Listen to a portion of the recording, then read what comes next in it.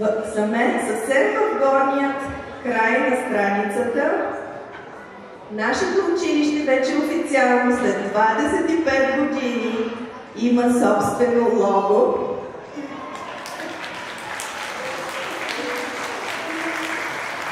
Все още след 2024-та, това е годината, когато навършваме 25 години, все още мога да представям юбилейни събития.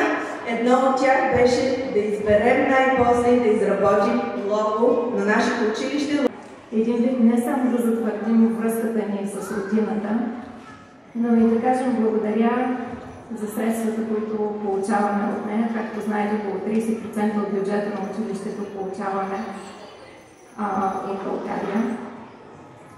Тази година настоятелството одобри две кампании.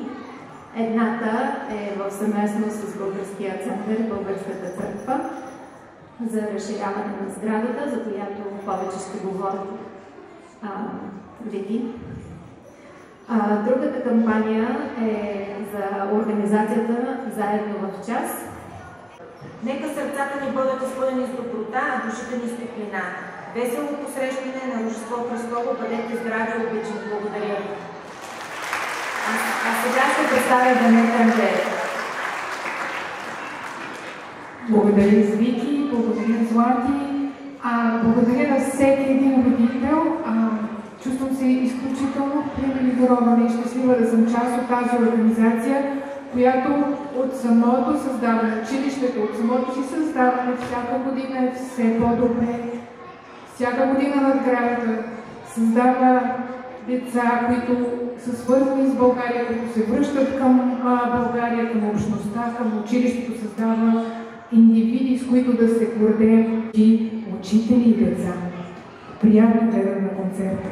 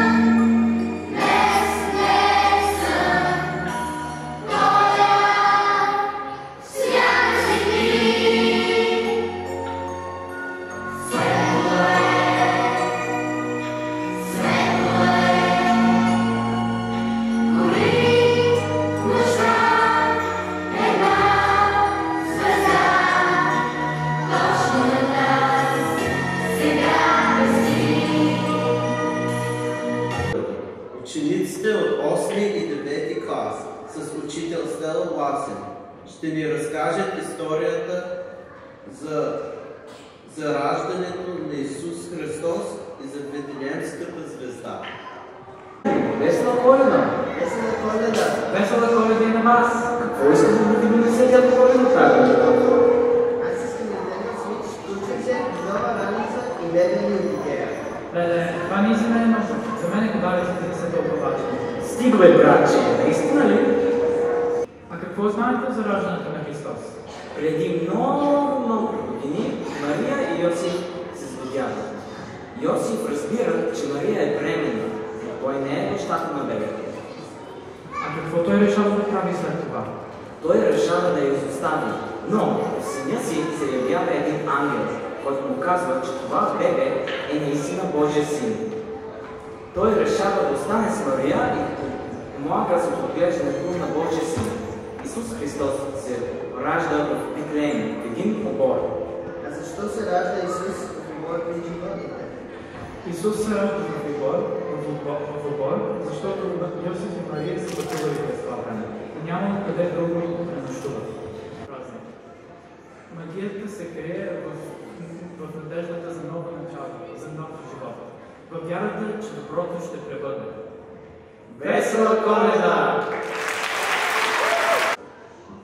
Първокласниците с учителка Светлана Димитрова и децата от подготвителната група с учителка Зорница Воденска ще ни попеят за съставките на Коледния дух, обич, щедрост и светлина. Коледа, Коледа, идва пак при нас. Нека свети този час, вместо свой глас. Коледа, Коледа, идва пак при нас. Коледа, Коледа, Коледа, Коледа, идва пак при нас.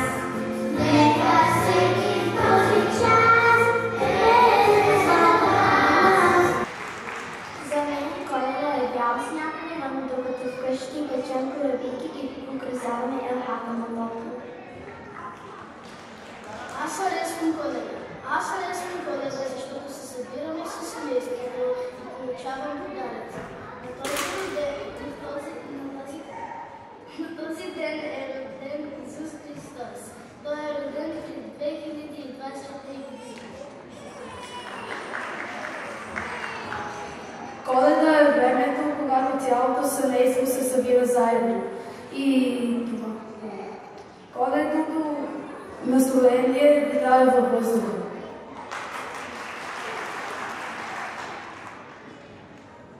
За мен Коледа значи пътуване с приятели или близки роднини.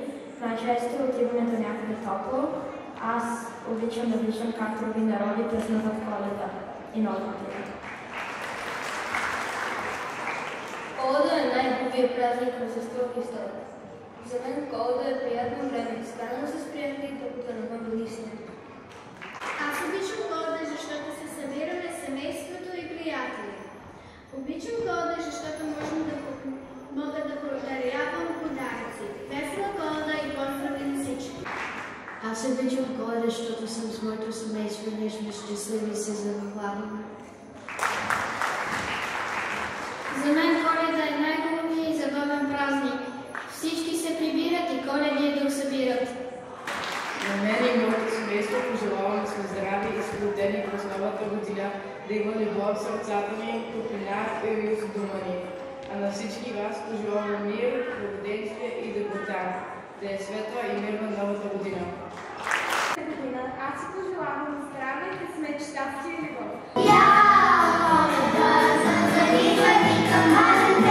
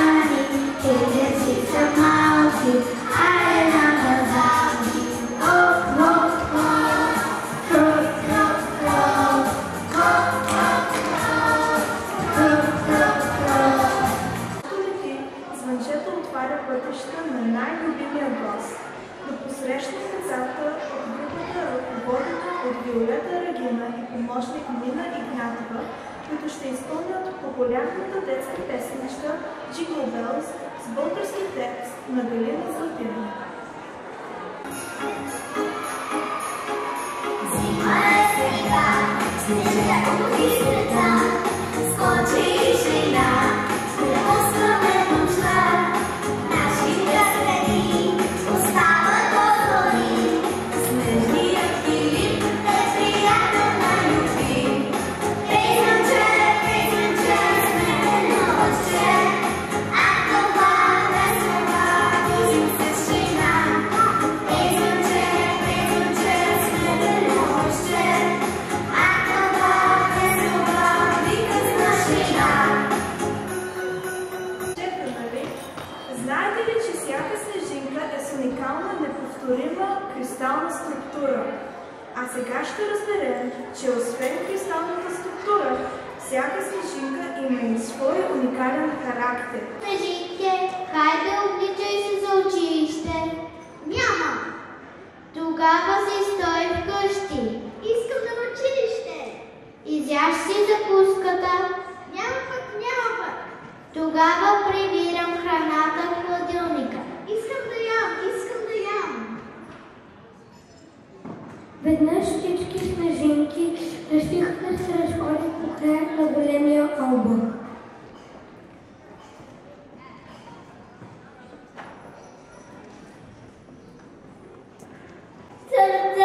Ела тук на моето езике, ще те спускам като замъжна петле. Няма да дойда. Аз съм непослушна и правя всичко наопаки. Не ми си пъкли по устата. Ще се пъкна, защото ти не можеш да ми кажеш какво да правя.